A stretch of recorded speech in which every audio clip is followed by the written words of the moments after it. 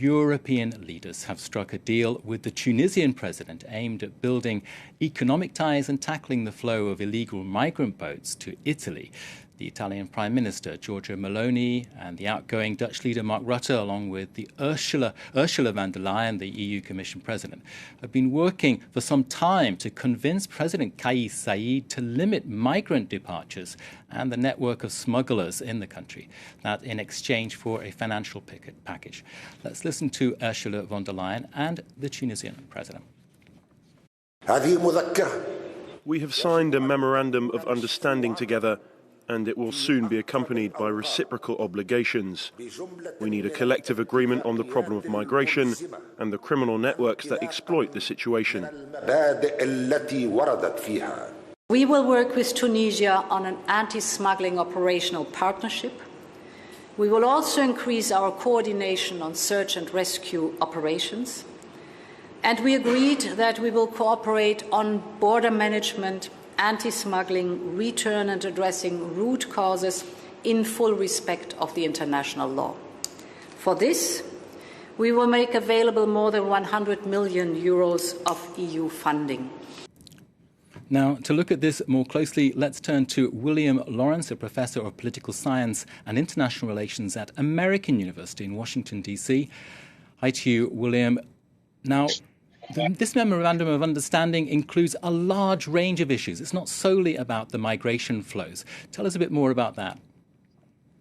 Well, we don't have all the details yet, and there will be a number of agreements that ought to be negotiated based on this memorandum of understanding. But the Tunisian president famously said just recently that Tunisia did not want this agreement and did not want to be the border guard of Europe.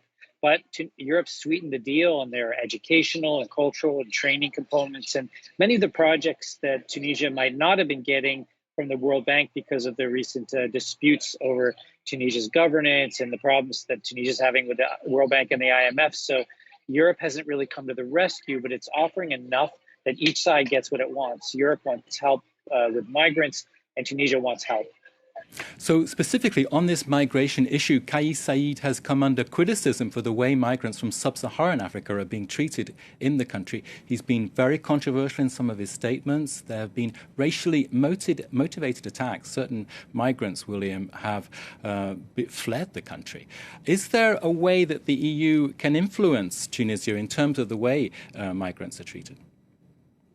Yes, things are really bad for migrants in Tunisia right now. There have been deaths at the Libyan border, sort of desert marches at the Algerian border, and then Tunisia is being transported by trains, forced that way, to move them into other locations. So, and this is all based on a racist version of the European Great Replacement theory that's been promulgated in Tunisia to say basically that evil Western NGOs are trying to replace Tunisians with Africans. And it's a really bad climate where popular crowds are attacking migrants. And this has been widely reported. And so in that context, while this memorandum of understanding doesn't directly address those issues, it does start a conversation about borders, about migrants, that I believe the European Union is going to try to use to leverage into a conversation about better treatment of migrants across the board in Tunisia.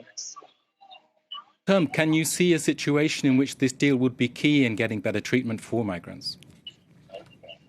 Yeah, absolutely. I mean, one of the long-standing problems that everyone's had with European assistance towards Tunisia under the Barcelona Accords for decades is that there are all kinds of provisions for human rights and respect for law that are rarely leveraged by the European Union. They just give the money and don't do much on these issues. But once again, we have an opportunity where the Europeans could leverage assistance to get the type of actions it wants with its partners in the south of the Mediterranean, if it wants to do it. Whether Europe will have the political will to put those types of pressures remains to be seen. Meanwhile, a lot of members of the European Parliament are saying there shouldn't have been such a deal because of these serious human rights concerns in Tunisia, not just about African migrants, but about democratic backsliding, which have shocked a lot of people in Europe and around the world.